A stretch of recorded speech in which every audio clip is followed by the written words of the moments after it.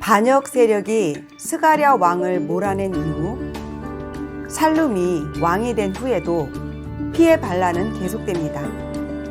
3대에 걸쳐 왕위가 이어지다가 호세아 왕 때 북이스라엘의 수도 사마리아가 함락되고 맙니다. 아수르에 망합니다. 이제 북방 이스라엘 스토리는 열왕기하 17장에서 끝이 납니다. 첼로의 한쪽 몸통이 깨져 나간 것입니다.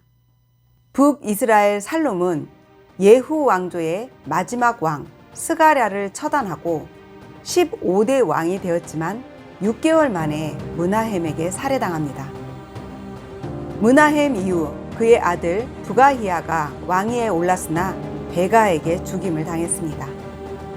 베가 또한 북이스라엘의 마지막 왕이 된 호세아에 의해 제거됩니다.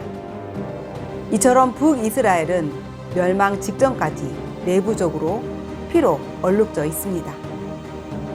호세아 왕 당시 북이스라엘은 아수르와 애굽 사이에 끼어 있는 처지였습니다. 한동안 호세아는 아수르에 해마다 조공을 바쳤지만 중도에 애굽에게 조공을 바치게 됩니다. 고레 싸움에 새우등이 터지는 지경이었습니다. 이에 아수르가 사마리아를 침공합니다. 3년간 애워싸 결국은 정복을 하고 맙니다. 열왕기하 17장 7절부터 23절까지는 더욱 집중해서 읽어보시면 좋겠습니다. 열왕기를 쓴 사가의 마음이 담긴 부분입니다. 그리고 망한 이유를 분석해 놓은 지점입니다. 어쩌면 이런 내용을 후세에게 강조해서 전하고 싶었을 것입니다. 하나님은 늘 이스라엘 편이었다는 것입니다. 그런데 이스라엘은 하나님을 통치자로 여기지 않았다는 것입니다. 하나님 나라에서의 통치는 군림하고 복종을 강요하는 의미가 결코 아닙니다. 인간이 행복하게 잘 살려면 유일한 신 중의 신이신 하나님의 말씀을 따르는 것입니다. 복된 삶을 사는 최고의 길입니다. 때문에 하나님의 안내를 받는 삶을 선택하라는 것입니다. 그러나 이스라엘 백성들은 하나님을 배반했습니다.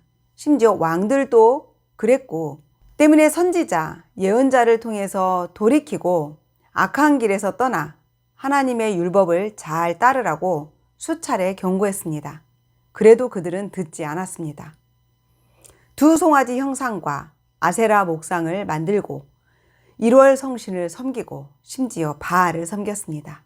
이에 하나님은 분노하여 북이스라엘을 제거하십니다. 아수르는 정복한 땅 북이스라엘에 대해 혼혈 정책을 써서 지배했습니다. 아수르는 유브라데스 강과 티브그리스 강 유역을 포함한 거대 제국이었습니다. 여러 나라를 지배하고 있었던 것입니다. 여러 민족의 사람들과 아수르 사람들 일부를 북이스라엘, 사마리아로 이주시켜서 살게 했습니다. 그리고 북이스라엘 백성들 일부도 주변 나라에 흩어져서 살게 했습니다. 이렇게 민족을 섞여 놓았습니다. 결혼을 통해 민족성을 지우려 한 것입니다. 피지배국의 반란을 방지하기 위한 정책이기도 합니다. 이 이야기가 열왕기하 17장 24절부터 시작됩니다. 이스라엘 수도 사마리아는 이제 혼합 민족이 되어버린 것입니다. 또한 이방 민족의 온갖 신들을 접하게 되었습니다.